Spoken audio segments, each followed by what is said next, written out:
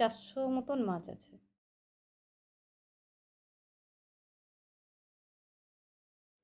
Good morning বন্ধুরা, SD লাইফে তোমাদের সবাইকে অনেক অনেক স্বাগত। কেমন আছো তোমরা সবাই? আশা করি ভালো আছো, আমিও ভালো আছি। তো বন্ধুরা দেখো, আমি রেডি হয়ে নিয়েছি, এখন যাচ্ছি বাজারে। তোমাদের দাদা ভাইয়ের আজকে ছুটি ছিল, কিন্তু দেখো হঠাৎ করে কাজ চলে আসলো, ওই জন্য সকালবেলায় বেরিয়ে যেতে হলো। ওকে জল চা সব কিছু করে দিয়েছি সকালবেলায়, আর ঘর দুয়ার ঝাঁট দিয়ে নিয়েছি, ঘরটা এখনও মোছা হয়নি। আর গোপাল সেবা দেওয়া আমার হয়ে গেছে মোটামুটি, সকালবেলা বাসি যেটা বলে সেটা হয়ে গেছে করা। এবার বাজার যাচ্ছি, বাজার থেকে আসবো, এসে ঘরগুলো মুছবো, ঠাকুরের বাসন ধোবো, স্নান করব, পুজো দেবো, তারপরে কিন্তু রান্নাঘরে যাব। আর তোমাদের দাদাভাই বাড়িতে থাকলে তো দুজনে একসাথেই বাজারে যায়, আজ আর সেটা হলো না।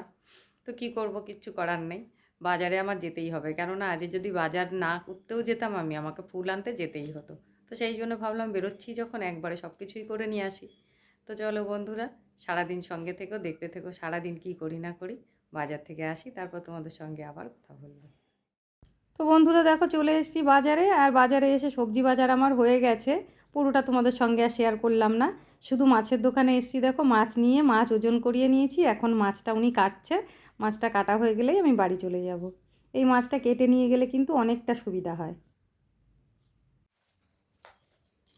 তো বন্ধুরা দেখো, চলে এলাম বাজার থেকে, আর বাজার থেকে কী কী এনেছি চলো তোমাদের দেখাই। এখানে দুটো ডিম আছে, এটা ম্যাগি, এটা ছেলের জন্য, ছেলের সকালে টিফিনের ব্যবস্থা। তারপরে এই দেখো একটা লাউ এনেছি, শশা, এটা গাজর, আর এর মধ্যে আছে বিন।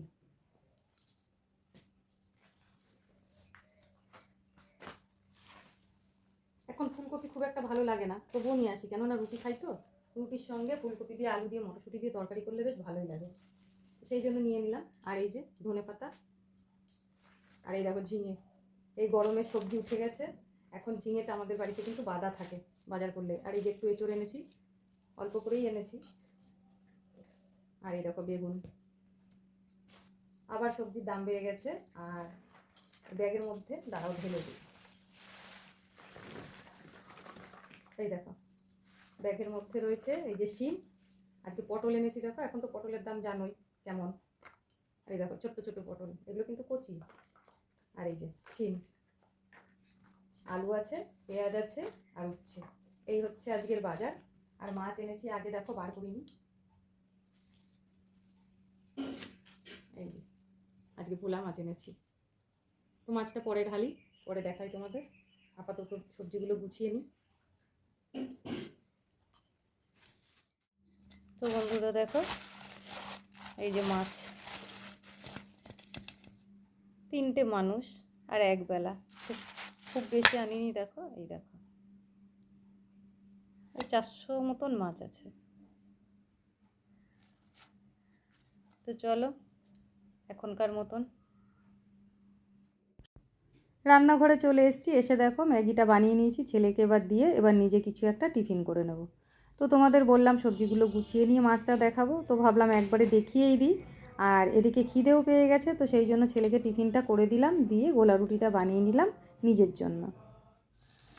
তো বন্ধুরা টিফিন করে দেখো, ওদিকে সবজিগুলো সব গুছিয়ে নিয়েছি, আর মাছগুলো ধুয়ে নিয়ে এসেছি, ভাতও হয়ে গেছে, মাছটা আমি রান্নাও বসিয়ে দিয়েছি।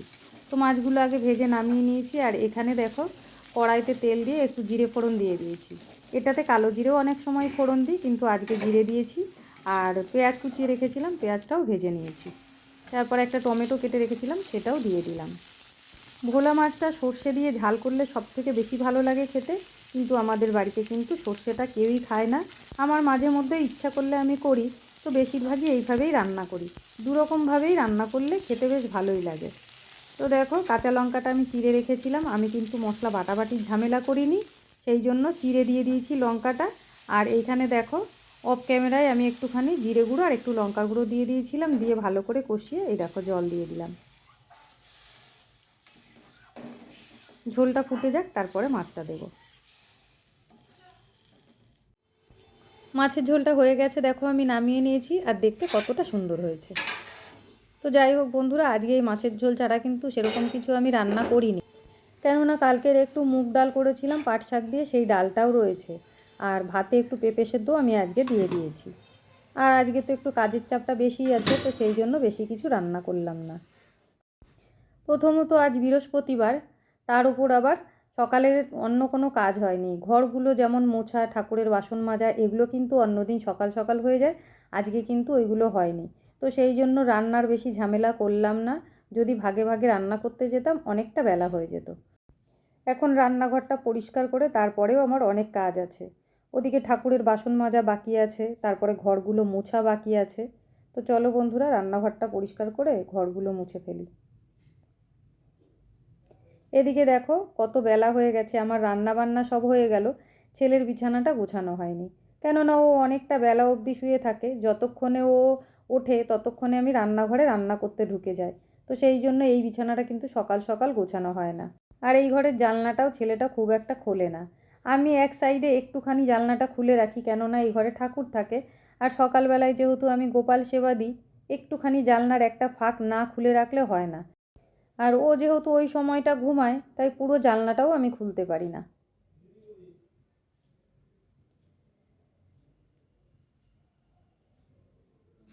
তো বন্ধুরা দেখো, বিছানাটা আমার গোছানো হয়ে গেছে। এখন একটু ঝেড়ে ঘরটা ঝাঁট দিয়ে নেব, নিয়ে তারপর ঘরটা মুছে ফেলবো।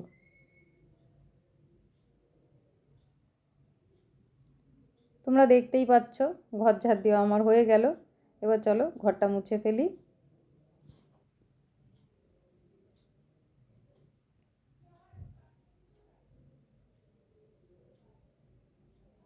এই ঘরটায় যেহেতু ঠাকুর থাকে, তো সেই জন্য সকালবেলায় বাসি জামা কাপড় পরা অবস্থাতে আমি কোনোদিনই ঘরটা মুছি না। ঠিক বেলা হলে ওই স্নান করতে যাওয়ার আগে আমি ঘরটা মুছে নিই।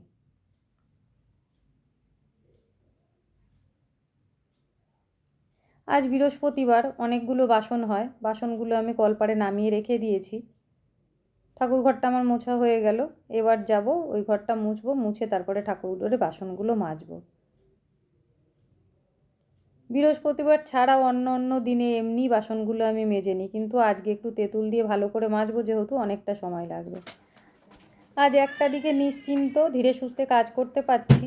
তোমাদের দাদা ভাইয়ের সকাল দিকে একটু কাজ আছে, বিকেল দিকটা ওর ছুটিই আছে। ওই জন্যে আজকে একটু বেলা করে খেতে দিলেও কোনো অসুবিধা নেই। তো দেখো বন্ধুরা, ওই ঘরটা মুছে চলে আসলাম। এবার এই ঘরটা মুছে নিই চলো। আর ঠাকুরের বাসনগুলো সব বার করে রেখেছি, এখনও ওগুলো বাকি আছে মাজা ঘষা। সত্যি কথা বলতে কি বলো তো, ঘরের মধ্যে একটানা কাজ করলে কিন্তু কোনো অসুবিধা হয় না, কিন্তু ওই যে বাইরের যে কাজটা, বাজার করা কিংবা বাইরের কোনো অন্য কোনো কাজ, এইগুলো করতে গেলেই হয় সমস্যা। এবার এই কাজটুকু বাকি, এটুকু করে স্নান করতে যাব। তো বন্ধুরা দেখো, ওদিককার সব কাজকর্ম সেরে আমি চলে এসেছি পুজো দিতে, আর ওদিকে তোমাদের দাদাভাইও স্নান করে বসে আছে। এখন গিয়ে একটু তুলসী তলায় জল দিয়ে নেব, দিয়ে তারপর থালা গ্লাসগুলো গুছিয়ে তারপর যাব তোমাদের দাদাভাইকে খেতে দেবো। তো তুলসী তলায় জল দিয়ে চলে এসেছি, আর তোমরা দেখতেই পাচ্ছ আমি শাড়ি পরেছি। তো অনেক দিন ধরেই শাড়িটা পরা হয় না। আমি যখন দুর্গাপুরে ছিলাম প্রত্যেক বৃহস্পতিবারে শাড়ি পরতাম। তো এখন মনে হয় যেন বৃহস্পতিবারটা আসলে একটু শাড়ি পরি। বৃহস্পতিবার দিন ঘট টট পাতা হয়, লক্ষ্মী পুজোটা করা হয়। শাড়ি পরে পুজো করলে যেন নিজের মনটা একটা আলাদাই শান্তি লাগে। চলে এলাম দেখো, খাবার নিয়ে বসেও পড়েছি, খেতেও শুরু করে দিয়েছি। তো এই দেখো, আজকে তো বেশি কিছু রান্না করিনি, তোমাদের তো বলেছি, শুধু পেঁপে সেদ্ধ আর কালকের একটু ডাল ছিল সেইটা, আর মাছের ঝোল। তো বন্ধুরা, খাওয়া দাওয়া সেরে নিই, পরে আবার আসছি। খাওয়া দাওয়া সেরে চলে এসেছি ছাদে। সকালবেলায় যেগুলো মেলে দিয়েছিলাম সেগুলো শুকিয়ে গেছে, ওগুলো তুলে এবার এখনকারগুলো মেলে দেবো। স্নান করে আর আসার সময় পাইনি ওপরে জামা কাপড় মেলতে, তাই একবারে পুজো দিয়ে খাওয়া দাওয়া সেরে তারপর আসলাম মেলতে। তো বন্ধুরা, আমার আজকের ভিডিওটা তোমাদের কেমন লাগলো অবশ্যই কিন্তু কমেন্ট করে জানিও। আর যদি চ্যানেলে নতুন হয়ে থাকো, চ্যানেলটাকে সাবস্ক্রাইব করে আমার পাশে থেকো। টাটা বন্ধুরা।